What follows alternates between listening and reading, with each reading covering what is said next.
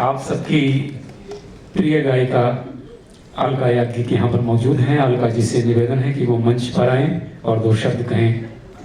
अलका याग्निक जी आइए।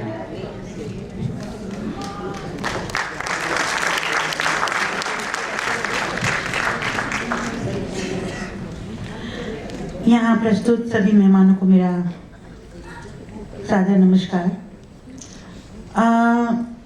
माया जी के लिए दो शब्द बोलना तो बहुत मुश्किल है, बिकॉज वो अपने आप में गुणों का एक खान जिसे कहते हैं वो थी। नॉट ओनली कि वो कवित्री थी, पोएट थी, वो एक पर्सनालिटी थी, बहुत स्ट्रॉन्ग पर्सनालिटी थी उनकी। वो जब बोलती थी तो मतलब ध्यान उनकी तरफ ही रहता था, क्या बोल रही हैं। She was so interesting, उनका जो बात करने का तरीका था। और गाने तो माया जी के बहुत से गाए हैं मैंने, और वो अब चाहे वो ब्रज भाषा हो, चाहे वो उर्दू हो, चाहे वो संस्कृत हो, चाहे वो हिंदी, चाहे वो कोई भी रस हो, श्रृंगार रस हो, वात्सल्य रस हो, उनकी ब्रज भाषा की जो लेखनी थी वो तो कमाल की थी।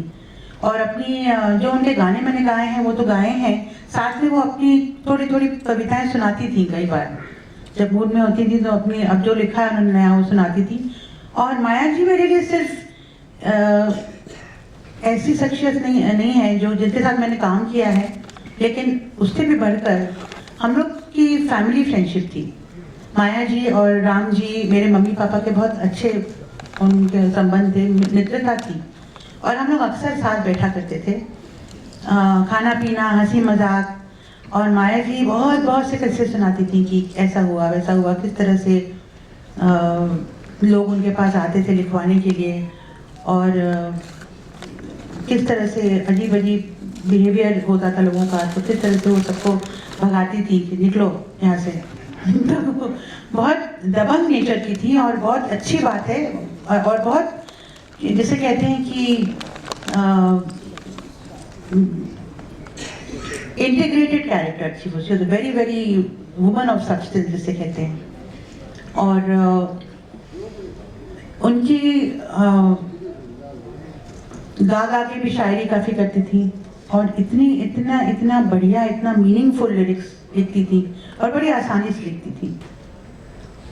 मैं उनको जब भी याद करती हूँ तो मुस्कुराता हुआ चेहरा याद आता है। बहुत प्यार करती थी, मुझे बहुत प्यार करती थी, और अज्जू को बहुत प्यार करती थी। हर वक्त अज्जू अज्जू अज्जू, हर चीज़ में अज्जू ये अज्जू वो। तो मैं बोलती थी भी माया जी अज्जू का नाम लिए बगैर आप कुछ नहीं कह सकती क्या? तो उनके आँख का तारा था अज्जू। और एक बात का मुझे सिर्फ माया जी को बहुत याद करती हूँ, कई बार उनका ध्यान आता है। बीच में काफ़ी समय संपर्क नहीं रहा, क्योंकि कुछ अपनी ज़िंदगियों में फंसे हुए थे हम लोग, लेकिन बहुत याद करती हूँ उनको। कई बार उन पर ध्यान जाता है मेरा। एक बात का मुझे थोड़ा अफसोस है कि जितनी गुणी वो थी, जितना वो जानती थी, जो उनको औहदा मिलना चाहिए था, वो शायद उनको नहीं मिला। ये बात बहुत चुभती है। She was far ahead of what, जो उनको जितना मिला क्रेडिट, उससे बहुत आगे थी वो। और हमेशा उनको भी इस बात का दुख रहता था कि लोग मुझे समझते नहीं हैं, मेरे काम को अप्रिशिएट नहीं करते हैं, सराहते नहीं जितना कि करना चाहिए। हालांकि उन्होंने बहुत अच्छा काम किया है और बहुत रिकग्नाइज्ड भी हैं बहुत ज़्यादा, लेकिन मुझे लगता है उनकी जगह कुछ और ही होनी चाहिए थी। और खैर मैं जानती हूँ वो इस वक्त सुन रही हैं, मुस्कुरा रही हैं, और उनकी जो प्यारी सी एक हंसी थी वो भी मेरे कानों में गूंजती है कई बार।